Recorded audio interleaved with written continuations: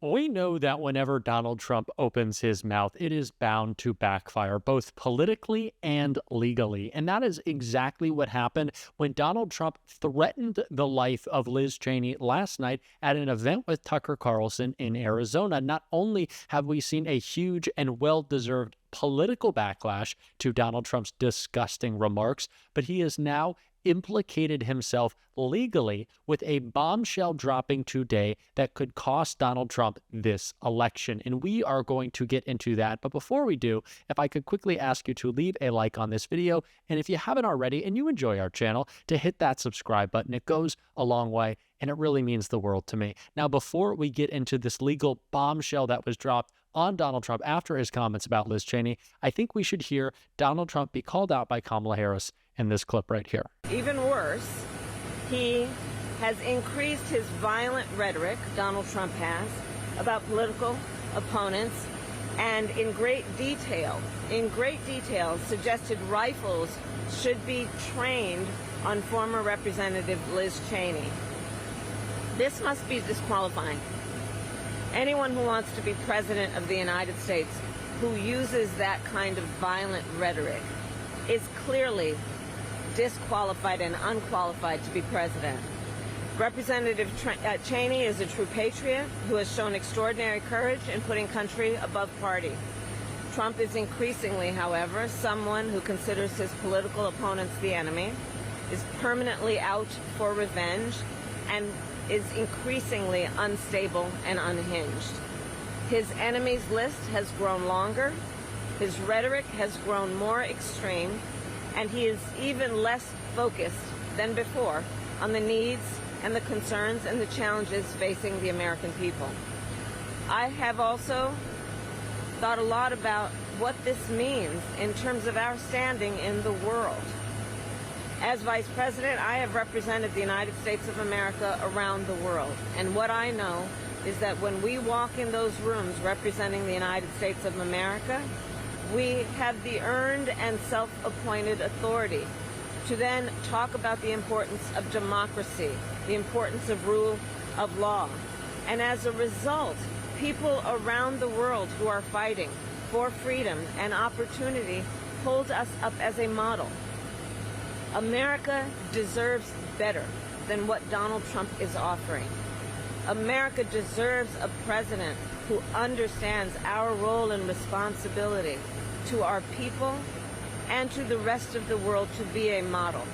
Kamala Harris continues to make clear the contrast in this election, that Donald Trump is focused on his enemies list while Kamala Harris is focused on her to-do list. She wants to move us forward. She wants to unite us. That is why there are so many Republicans backing Kamala Harris, not only because they know Donald Trump is a threat to our democracy, but they see her candidacy and her presidency as a path forward to unite the country. The opposite of what Donald Trump wants to do with his dangerous and fearful rhetoric. And when Donald Trump was asked about what he said about Liz Cheney last night, he tried to cover it up. It was complete and utter nonsense. So before we get into the legal bombshell, let's check out what he had to say. Oh, yeah, sure. She's a war hawk. She kills people. She wanted even in my administration, she was pushing to go to war with everybody. And I said, if you ever gave her a rifle to let her do the fighting, if you ever do that, she wouldn't be doing too well, I will tell you right now. But she's a war hawk who wants to go kill people unnecessarily. And if she had to do it herself and she had to face the consequences of battle, she wouldn't be doing it. So it's easy for her to talk, but she wouldn't be doing it. She's actually a disgrace. As always, Donald Trump can lie as much as he wants, but we know what he meant. We know he was threatening Liz Cheney's life. He was trying to intimidate her, as he always does. And you don't have to just take my word for it. You can take the word of the Attorney General of the state of Arizona, who just dropped a legal bombshell on Donald Trump, first being reported by MSNBC. And let's take a look at that. And Bram Resnick, the political anchor and reporter from our NBC affiliate in Phoenix, KPNX, joins us. Talk about this breaking news regarding Donald Trump's comments that he made about Liz Cheney in Arizona last night. The Attorney General is responding? That's right. I just spoke to Attorney General Chris Mays about 2 hours ago for the taping of my Sunday show. She told me she just gotten off the phone with her criminal division chief, and she was investigating whether what Donald Trump said about Liz Cheney constituted a death threat under Arizona law. I'll tell you, under Arizona law, it is illegal to make threats or intimidate someone. Can be charged as a Class 1 misdemeanor, Class 6 felony. Chris Mays told me they're looking into it. I asked her whether this was just political speech, free speech. She said we're checking to see if it crossed that line. But she also put it in the larger perspective. If you're here right now, you begin to understand how this place is ready for a high security event on Tuesday, an election. Our sheriff's office is talking about a no tolerance policy for protests. Chris Mays is activating all her agents. Every law enforcement agency in the state is involved with protecting the vote, protecting voters. So that's Chris Mays brought that into the conversation, that for Donald Trump to make these kinds of remarks at this time, such a really fraught and tense moment here in Maricopa County, is just bad. Once again, the criminal is being a criminal. This is what we can expect from Donald Trump. We know what he was trying to do. We know that Donald Trump has threatened Liz Cheney before. He is constantly threatening his political opponents, and it is time that he is held accountable for it. And while he is being held accountable legally, Kamala Harris is holding him accountable politically, not just calling out that comment, but calling out the other failures of Donald Trump, like the failures of his manufacturing job losses during his administration, which Kamala Harris talked about right here. Well, and so as president, he promised that the auto industry would not, quote, lose one plant during his presidency. Then American auto manufacturers announced the closure of 6 auto plants when he was president.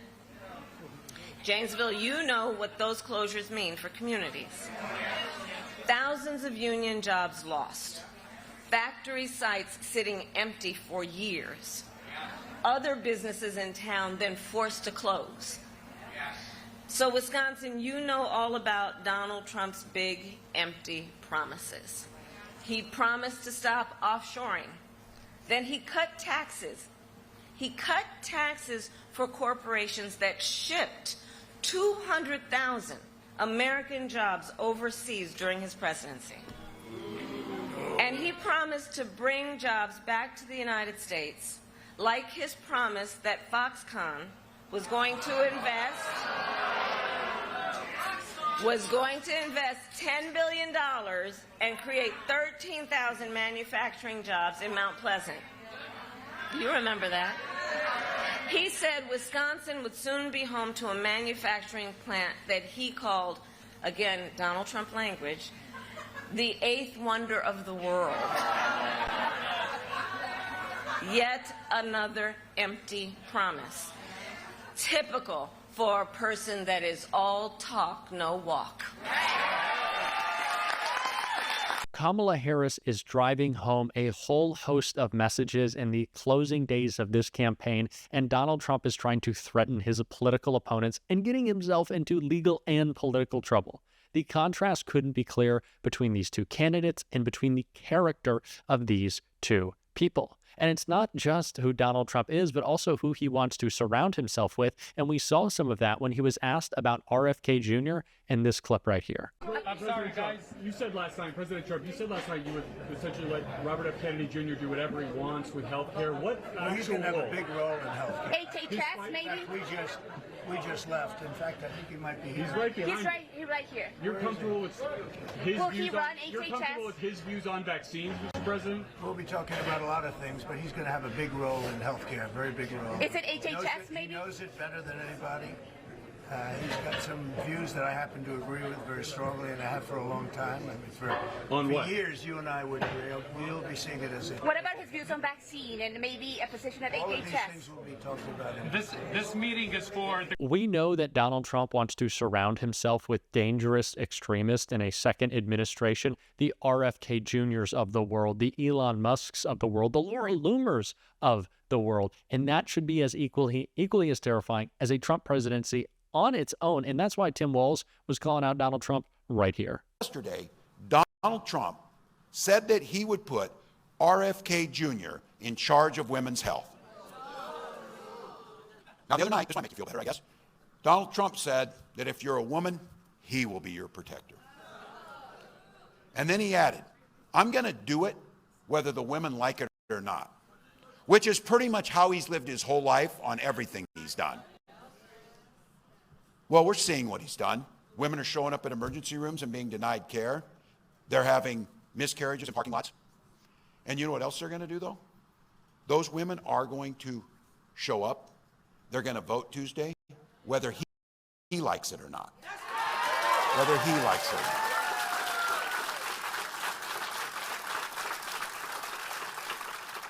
So his rhetoric around this, we know where he's at. We know exactly what he's going to do. We know he will go further by closing down fertility clinics, things that are personal to so many of us. These are things that we shouldn't have to talk about in public because they're personal business, but women and families across the country are doing it. It's why my wife Gwen and I talked about it. We struggled for years to have a child. We used fertility treatments. We finally had our beautiful daughter, Hope. He's talking about taking that away. I'll be damned if anybody in elected office should tell you what type of family you should have, when you should have it, and how you should have it. We know how dangerous a Donald Trump administration would be, not only because Trump sees his power as unchecked if he were to win the White House, but he will be empowering the most dangerous extremists around him, empowering them to attack our government, empowering them to enrich themselves, empowering them to sell out Americans, not just for big tax cuts for corporations, but for foreign adversaries, dictators like Putin and Xi and Kim Jong-un, because Donald Trump is susceptible to flattery. That should scare us all. Donald Trump is willing to sell us out, just like he was willing to sell out manufacturing jobs, which Kamala Harris continued to hit him on in this clip right here. He said he was the only one, you know how he talks. He said he was the only one who could bring back America's manufacturing jobs. And then America lost nearly 200,000 manufacturing jobs when he was president, including thousands of jobs right here in Wisconsin. And facts be clear, those losses started before the pandemic, okay? Making Donald Trump one of the biggest losers of manufacturing jobs in America's history.